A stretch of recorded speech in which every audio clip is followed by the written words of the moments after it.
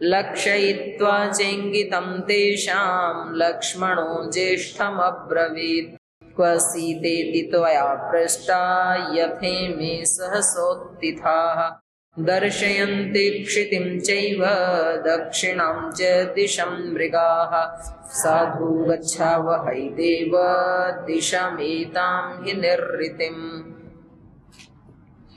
सदीन दीनया वाचा लक्ष्मणम वाक्यम अब्रवीत। जब लक्ष्मण ने उनको उत्साह देने का प्रयास किया, उनको धैर्य रखने का उपदेश दिया, उनकी सहायता करनी चाहिए, तो श्री राम और भी ज्यादा दीन होकर के सदीना दीनया वाचा, बहुत दीनता से युक्त, बहुत कारुणिक वचनों में दीनया वाचा लक्ष्मणम वाक्यम अब्रवीत। लक्ष्मण से कहने लगे वक्तु कामा इव मृगा माम ईक्षन्ते मुहुर्मुहु। लक्ष्मण देखो, ये जो मृग है ना, ऐसे लगता है कि मुझे कुछ बताना चाहते हैं सीता के बारे में, क्योंकि ये देखो बार बार मेरी तरफ ही देख रहे हैं। तो अब ये इस तरह की जो घटनाएं होती है ना, वो कभी कभी तो कल्पना होती है और कभी कभी तो जो व्यक्ति सच में ही उनके साथ अंतःकरण से, प्रकृति के साथ, पेड़ पौधों के साथ, पशु पक्षियों के साथ अपने चित्त को एकाकार कर लेता है, तो सचमुच भी वो सहायता करते हैं, बताते हैं। आपने सुना है कि धन्वंतरी जी को औषधियां खुद बताती थी कि आप हमें इस रोग के लिए प्रयोग करो, हम इस रोग को ठीक कर सकती हैं। तो इसका अभिप्राय क्या है? वो कोई मनुष्यवाणी में तो बोलती नहीं है भाई। पेड़ पौधों की वाणी मनुष्यों जैसी वाणी तो हो नहीं सकती है कि हम उस पेड़, इस पौधे के पास गए और वो हमारी वाणी में बोलने लगे, ऐसे नहीं है। पर जब हम, इनके अंदर भी जीव तो है, पशुओं में भी जीव है, पेड़ पौधों में भी जीव है, हमारे शरीर में हम भी एक जीव हैं। तो हम जो जीव, उस जीव के साथ जब आत्मा के स्तर पे एकाकार कर लेते हैं और उस स्तर पे जब हम इनसे बातचीत करते हैं, तो अव्यक्त वाणी में हमें प्रेरणाएं होने लगती हैं। कोरोना काल में महाराज जी ने कम से कम 10 प्रकार की औषधियों का निर्माण किया, कोरोनिल से लेकर के, और बाकी ये जितनी भी जो ग्रिट की सीरीज है, मधुग्रिट, आई ग्रिट वगैरह वगैरह, ये सब कोरोना काल में ऊपर से प्रेरणा होती गई ऐसे कि इस रोग के लिए ये चीजें डालो, ये औषधियों का मिश्रण बनाओ, ठीक हो जाएगा, और ठीक हो गया। तो कभी कभी प्रकृति भी हमें अपनी मौन भाषा में निर्देशित भी करती है, ये भी सच है। तो क्योंकि श्री राम इस समय अत्यंत एकाकार हुए हैं कि भाई अब यहाँ जंगल में और कौन ही हमारी सहायता कर सकता है, कोई वहां पर स्वजन परिजन तो है नहीं कि जिनके साथ वो अपने दुख को बांट लें, लक्ष्मण के अलावा तो कोई भी नहीं है। तो प्रकृति ही है, यही वानर भालू आदि ही हैं, ये हिरण मृग आदि ही हैं, वही हैं। तो वो कह रहे हैं कि ये जो मृग हैं, मृगा माम ईक्षन्ते मुहुर्मुहु, बार बार ये मेरी तरफ देख रहे हैं, तो मुझे ऐसे लग रहा है वक्तु कामा, कुछ ये कहना चाह रहे हैं, कुछ बताना चाह रहे हैं। तांस्तु दृष्ट्वा नर व्याघ्र राघवः प्रत्युवाचः, उनको देख करके नर व्याघ्र, जो पुरुष सिंह हैं, वो उनसे पूछते हैं क्व सीते इति निरीक्षण वही वाष्प संरुद्धया दृशा। जब हमने इनसे पूछा कि सीता कहाँ है, तो रुद्ध कंठ से उनसे जब पूछा हे मृगो सीता कहाँ है, आंसू अश्रु छोड़ते हुए, तो इसका मतलब अत्यंत वो एक मना हो गए उनके साथ। जो गुरु शिष्य परंपरा में उपदेश दिया जाता है ना, मम चित्तम अनुचित्तम ते अस्तु मम वाचम एक मनांजुषस्व। और जब जब हम ऐसा करते हैं तो सचमुच हमें समाधान मिलता है। आप कभी दुखी होते हैं, परेशान होते हैं, और आप गुरु जी को याद करते हैं, गुरुदेव कोई समाधान बताओ आप ही, और आपने देखा होगा अगले दिन गुरु जी वही बात बोल देते हैं, तो समाधान मिल जाता है ना। कब मिला समाधान? जब आपने अपने चित्त को गुरु के चित्त के साथ एकाकार किया। यही बात गीता में भी कही है। देखो सारे शास्त्र जब कोरिलेट हो रहे हैं ना, एक जगह तो बाई चांस हो सकता है, पर सारे शास्त्र यदि एक बात को कह रहे हैं तो फिर वो असत्य नहीं हो सकता है। गीता में भी भगवान कृष्ण ने कहा, मन मना भव मद भक्तो मदयाजी माम नमस्कुरु माम एव एष्यसि सत्यम ते प्रति जाने प्रियोसी। तो मेरे मन वाला हो जाए, इसका अभिप्राय क्या है? क्योंकि एक हम सब का व्यष्टि मन है और एक इस ब्रह्मांड में समष्टि मन है। एक हमारा सबका अलग अलग प्राण है, इसको कहेंगे व्यष्टि प्राण, और एक है इस ब्रह्मांड का समष्टि प्राण, जिसको कहते हैं प्राणों का भी प्राण, मनों का भी मन। केनोपनिषद में आया ना ये। तो उसी से तो हम प्राण ले रहे हैं, जो प्राणों का भी प्राण है। प्रतिपल जो हम अपने दूषित प्राण को बाहर निकाल रहे हैं और शुद्ध प्राण को ले रहे हैं। तो ये कहां से ले रहे हैं हम? कहाँ है वो? कहीं बाहर है तभी तो ले रहे हैं। तो ऐसे ही एक समष्टि का मन भी है, और उसके साथ जब हम जुड़ते हैं तो फिर उसका प्रतिफल बताया है ना अष्टांग योग में, देवा सम्मनसा भवंती। ये तो ब्रह्मचर्य सूक्त का है। ऐसा ही फल है ना। अष्टांग योग का फल बोलो, यम नियमों का फल बोलो। अहिंसा प्रतिष्ठायाम तत्सन्निधौ वैर त्याग, आगे बोलते जाओ।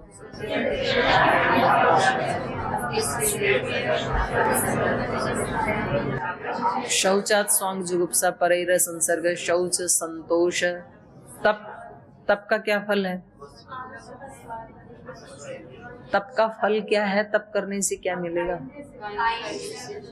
और स्वाध्याय का क्या फल है? यही कह रही थी, यही फल पूछ रही थी। स्वाध्याय का फल क्या है? इष्ट देवता संप्रयोग।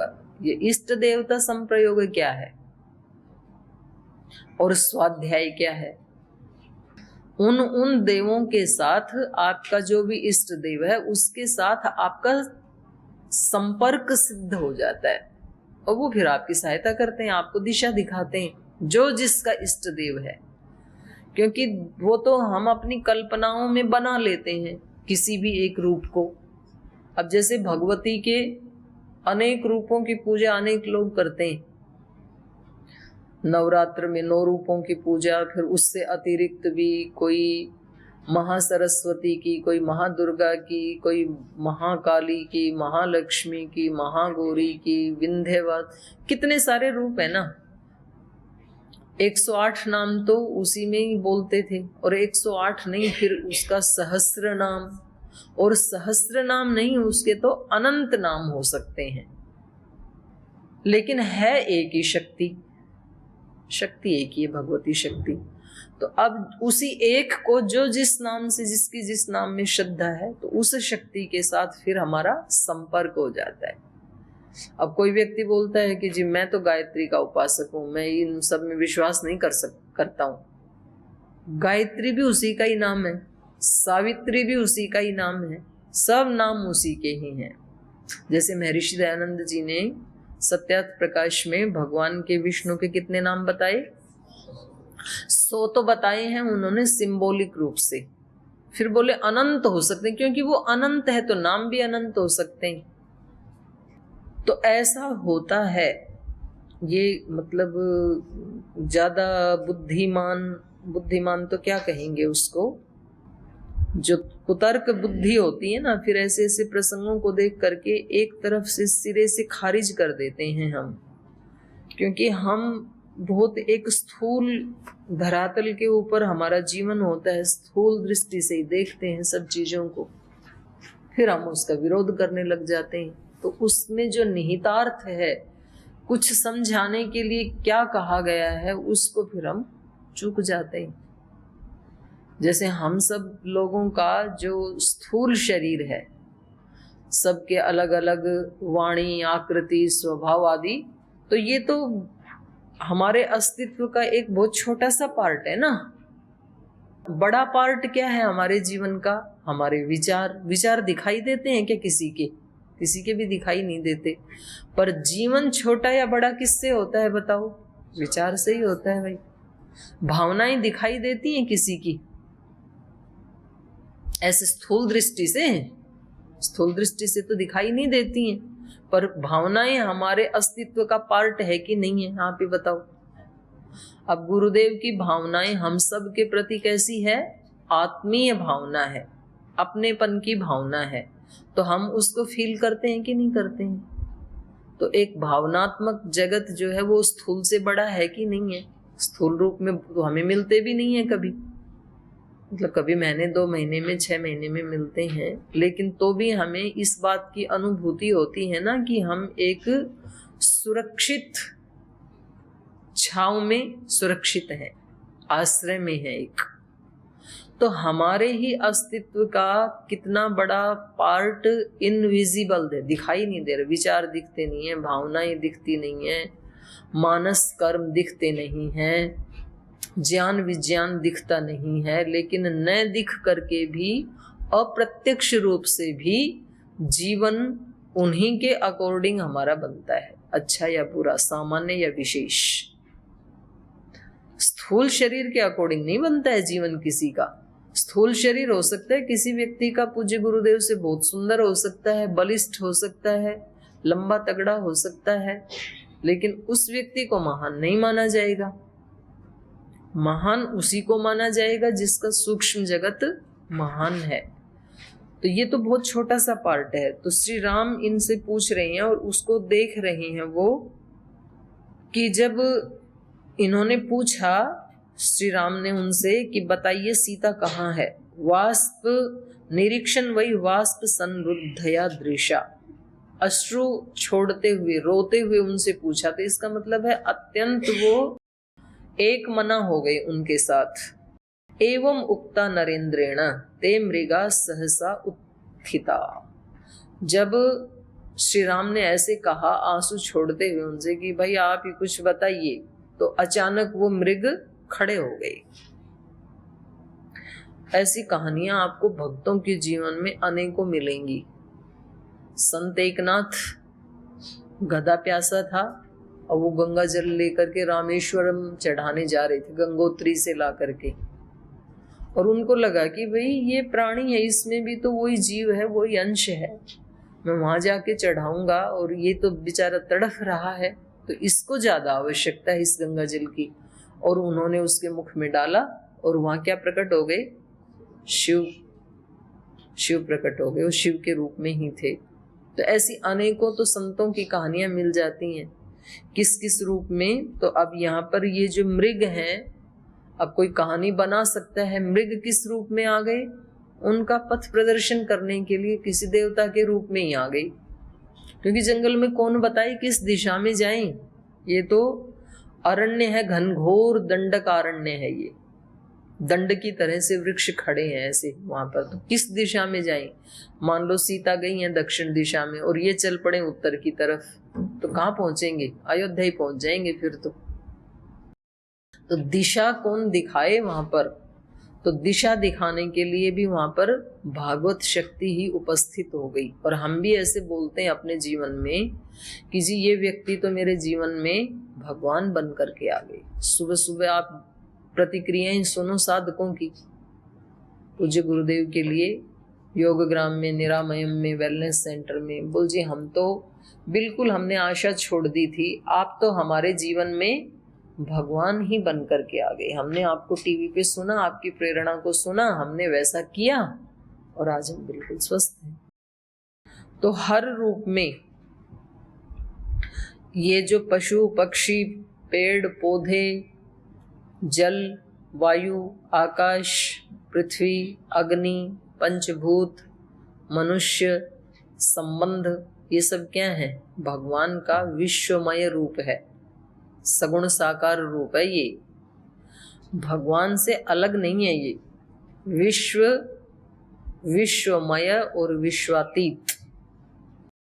बहुत बड़े एक संत हुए हैं डोमेट आश्रम में, तो वो 2 ही शब्द बोलते थे भगवान का, एक विश्वमय रूप है, एक विश्वातीत रूप है। तो ये सारा सगुण साकारी रूप है। तो कोई मेरे को बता रहा था, बोल जी वो किसी बहन का नाम ले, पूछ रही थी मूर्ति पूजा करें कि ना करें। तो करो ना। बोल जी फिर तो नहीं करनी चाहिए। महर्षि दयानंद जी ने तो सारी जिंदगी मूर्ति पूजा ही की। ये सारी तो भगवान की बनाई हुई मूर्तियां ही तो हैं। तो इन इंसानों की सेवा करना, ये मूर्तियों की ही सेवा करना है। लेकिन हम बस केवल कुतर्कों में ही सारी समस्याओं का समाधान, सारे प्रश्नों का उत्तर, वो प्रश्न नहीं, वो जिज्ञासा नहीं होती है। देखो, एक होता है प्रश्न, एक होती है जिज्ञासा, एक होती है मुमुक्षा। प्रश्नों के आंसर दिए जा सकते हैं पर उस व्यक्ति के चित्त को शांत नहीं किया जा सकता। प्रश्नों के उत्तर होते हैं, जिज्ञासाएं जो होती हैं उनको शांत किया जाता है, और जो मुमुक्षा होती है उसका समाधान होता है। जो मुमुक्षत्व है, वो मुमुक्षु व्यक्ति किसी संत के पास जाएगा ना तो उसका समाधान मिलेगा उसको। तो केवल प्रश्न यहाँ पर यात्रा, तो जी हमने तो बहुत लोगों से पूछा था, बहुत लोगों ने अलग अलग उत्तर दिए, तो हमारा चित्त तो आज तक शांत हुआ नहीं, होगा भी नहीं। क्योंकि आप प्रश्न पूछते, वो उत्तर देते हैं, आपने कभी जिज्ञासा या मुमुक्षा तो उत्पन्न की ही नहीं, तो समाधान तो होगा ही नहीं कभी भी। एवं उक्ता नरेंद्रेण ते मृगाः सहसा उत्थिता दक्षिणाभिमुखा सर्वे, और सारे के सारे हिरण दक्षिणाभिमुखा, दक्षिण की तरफ मुख करके खड़े हो गए। दर्शयंत नभस्थलम, आकाश की तरफ ऐसे देखते हुए, मानो वो ये बता रहे हैं दक्षिण दिशा में आकाश मार्ग से माता सीता का कोई अपहरण करके ले गया है, ऐसा उन्होंने स्वरूप बनाया मृगों ने। सर्वे मृगाः दक्षिणाभिमुखाः सहसा उत्थिता नभस्थलम दर्शयन्तः, आकाश मार्ग को दिखाते हुए सब के सब दक्षिण की ओर मुख करके खड़े हो गए। मैथिली ह्रियमाणा सा दिशम याम अन्वपद्यत, मानो कि वो ये बता रहे हैं कि ह्रियमाणा मैथिली, सा ह्रियमाणा मैथिली, जिसका अपहरण हो गया है, वो माता सीता याम दिशम अन्वपद्यत, जिस और जाने से वो मिलेगी आपको, तेन मार्गेण धावन्तो निरीक्षन्ते नराधिपम, उस मार्ग पर दौड़ते हुए वे मृग पीछे मुड़कर श्री राम को देखते जाते थे। मतलब उधर खड़े हो गए मुंह करके, उधर आगे दौड़ने लगे, फिर पीछे मुंह करके श्री राम को देखते थे, मानो उनको कह रहे हैं कि आप हमारे पीछे पीछे आ जाइए, पथ प्रदर्शन कर रहे हो मानो उनका। लक्षयित्वा च इंगितम तेषाम लक्ष्मणः ज्येष्ठम अब्रवीत, तो जब वो ऐसे इंगित कर रहे थे, इशारा कर रहे थे वो मृग, तो उनको तेषाम च इंगितम लक्षयित्वा, उनके इशारे को समझ करके, उनके इंगित को समझ करके, लक्ष्मण ज्येष्ठम अब्रवीत, श्री लक्ष्मण जी ने अपने बड़े भाई श्री राम से कहा, क्व सीता इति त्वया पृष्टा, भैया आपने इनसे पूछा था कि सीता माता कहाँ हैं। यथा इमे सहसा उत्थिता, और मैंने देखा कि ये अचानक आपके प्रश्न को सुन करके खड़े हो गए दक्षिण की तरफ मुख करके। दर्शयन्ति क्षितिम चैव दक्षिणाम च दिशम मृगाः, मृगाः वो ये सारे मृग दक्षिणाम च क्षितिम दर्शयन्ति, दक्षिण दिशा की तरफ, दक्षिण दिशा का जो आकाश है उसकी तरफ ये हमें इशारा करते हुए दिखा रहे हैं। तो मुझे ऐसे लगता है कि हमें इन मृगों का अनुसरण करना चाहिए। तो श्री राम ने कहा, साधु गच्छा वही देव, ठीक है चलते हैं। दिशम एताम ही निर्ऋतिम, निर्ऋति दिशा को ही हम चलते हैं, दक्षिण दिशा को ही निर्ऋति दिशा भी कहते हैं। तो उन्होंने कहा कि ठीक है। श्री लक्ष्मण जी ने ये फील किया आपने एक व्यक्ति का नाम सुना होगा, तेनालीरामा, सुना? बहुत बुद्धिमान व्यक्ति था, इशारों को देख के समझ जाता था वो, और वहां से बड़ी बड़ी बुद्धियों को सुलझा लेता था। हमारे चारों तरफ भी बहुत सारे इंगित होते हैं, इशारे होते हैं, प्रकृति के इशारे होते हैं। भाई ब्रह्मांड की कोई मनुष्य जैसी भाषा तो है नहीं, तो वो किसी न किसी इशारे में बताते हैं हमें, ऐसा करो, ऐसे मत करो। अब कोई कोई उन इशारों को पकड़ लेते हैं, कोई कोई नहीं पकड़ पाते हैं। तो जो ज्यादा थोड़ा सूक्ष्म जगत में उतर गए साधना में, तो वो सूक्ष्मताओं को पकड़ लेते हैं फिर, और जो बहुत ही छिछले धरातल पे जीवन को जीते हैं वो नहीं पकड़ पाते हैं, तो फिर उनको ज्यादा समस्याओं का समाधान मिलता नहीं है। तो यहाँ पर क्योंकि लक्ष्मण जी थोड़े से जागरूक स्वस्थ चित्त की स्थिति में हैं, तो इन्होंने पकड़ लिया उनकी बात को, मृगों की बात को, इशारे को, इंगित को। तो ये वहां पर दक्षिण की ओर इन्हें चलने के लिए कह रहे हैं। यदि स्यादागम कश्चित् दार्यावासाथ लक्ष्यते बाढमित्येव काकुत्स्थ प्रस्थितो दक्षिणां दिशम् अथ दाशरथी रामो गच्छन् लक्ष्मणेन सह ददर्श भूमौ निष्क्रान्तं राक्षसस्य पदं महत् त्रस्ताया रामकाङ्क्षिण्या प्रधावन्त्या इतस्ततः राक्षसेनानुवृत्ताया मैथिल्याश्च पदान्यथ स समीक्ष परिक्रान्तं सीताया राक्षसस्य च भग्नं धनुश्च तोर्णिं च विकीर्णं बहुधा रथम्। यदि स्याद आगमः कश्चित् आर्या वा सा अथ लक्ष्यते। लक्ष्मण जी बता रहे हैं कि हमें इस दिशा में चलना चाहिए, तो हो सकता है सा आर्या कश्चित् आगमः स्यात्, हो सकता है इस दिशा में हमें माता सीता दिखाई दे जाए, मिल जाए। लक्ष्यते बाढ़म इति एव काकुत्स्थः प्रस्थित दक्षिणाम दिशाम। तो श्री राम ने कहा कि ठीक है भाई, ढूंढना तो है ही, आप ऐसे कह रहे हो, ठीक है इधर ही चलते हैं। तो दक्षिण दिशा की तरफ चल दिए। अथ दाशरथी रामः लक्ष्मणेन सह गच्छन्। तो तत्पश्चात श्री लक्ष्मण जी के साथ चलते हुए श्री राम ने भूमौ निष्क्रांतम भूमौ ददर्श। तो वहां चलते चलते श्री राम ने क्या देखा? राक्षसस्य महत् पदम निष्क्रांतम भूमौ ददर्श। किसी महान राक्षस के पैर उस भूमि के ऊपर देखे।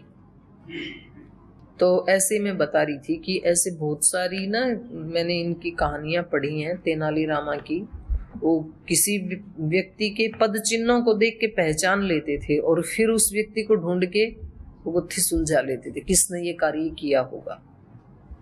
और पहले तो जब हम तो छोटे थे तब ऐसे जैसे गांव में मान लो चोरी आदि, चोर आदि आ गई, तो गांव के लोग इकट्ठे होके पहले पद चिन्हों को ही देखते थे और फिर उनको किसी परात आदि से ढक देते थे पद चिन्हों को। बाद में पुलिस को बुलाते थे, उसको बोलते थे खोज दबाना। जो पद चिन्ह है उसको खोज बोलते हैं, खोज। उसको दबा देते थे, फिर पुलिस आकर के उनको स्कैन करती थी या जो भी करती थी और वो व्यक्ति पकड़ा जाता था पद चिन्ह से। तो जहाँ चोरी हुई है वहां पर ज्यादा लोगों को आने की अनुमति नहीं होती थी। बोले वहां देखो किसके पैरों के निशान है, क्योंकि हवा में तो उड़ के आएगा नहीं चोर, आएगा तो पैर टिका के उससे पकड़ा जाएगा। तो ऐसे ही इन्होंने भी राक्षस की पद चिन्हों को देखा। त्रस्ताया राम कांक्षिण्या प्रधावंत्या इतस्ततः। किस किस के पैर देखे इन्होंने? एक तो किसी त्रस्त व्यक्ति के, दुखी व्यक्ति के, तो सीता माता हैं। राम कांक्षिणी, राम की आकांक्षा करने वाली, तो प्रधावंत्या इतस्ततः, ऐसे लगा कि जैसे वो श्री राम की तरफ जाना चाहती हैं, इधर उधर दौड़ रही हैं। तो एक तो उन पद चिन्हों को देखा। और राक्षसेन अनुवृत्ताया, और पीछे पीछे किसी राक्षस के पैर हैं, वो दौड़ रही है, उधर ही कोई राक्षस भी आ रहा है। ऐसे मैथिल्याश्च पदानी, तो एक तो मैथिली के पैरों के निशान को देखा। अथ समीक्ष परिक्रांत सीता या राक्षसस्य च, तो उसको देख करके चारों तरफ, सीता के चारों तरफ, उसके सीता के पीछे पीछे ही राक्षस के भी पद चिन्हों को देखा। और वहां पर भग्नम धनुष्च तूर्णी, तूर्णी नहीं है, तूर्णी होनी चाहिए, धनुष को टूटा हुआ देखा, तरकश को टूटा हुआ देखा, विकीर्णम बहुधा रथम, और टूटे हुए रथ के कुछ चिन्हों को श्री राम ने देखा। तो अब आगे इनको देख करके ये क्या डिसीजन लेते हैं, ये हम कल पढ़ेंगे। आज यही विराम दे।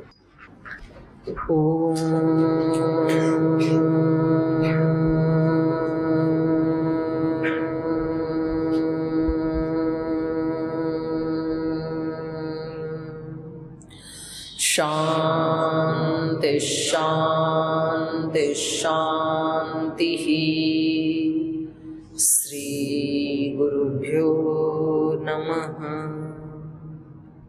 तू ही माता, तू ही पिता है, तू ही बंधु, तू ही सखा है, तू ही है करुणा निधान। हे राम हे राम, हे राम हे राम। तू अंतर्यामी सबका स्वामी, तू अंतर्यामी सबका स्वामी। तेरे चरणों में कोटि प्रणाम। हे राम हे राम, हे राम हे राम। तू ही दुख त्राता, विश्व विधाता, तू ही दुख त्राता, विश्व विधाता। तेरे शरण में है विश्राम। हे राम हे राम, हे राम हे राम। तू ही माता, तू ही पिता है, तू ही बंधु, तू ही सखा है, तू ही है करुणा निधान।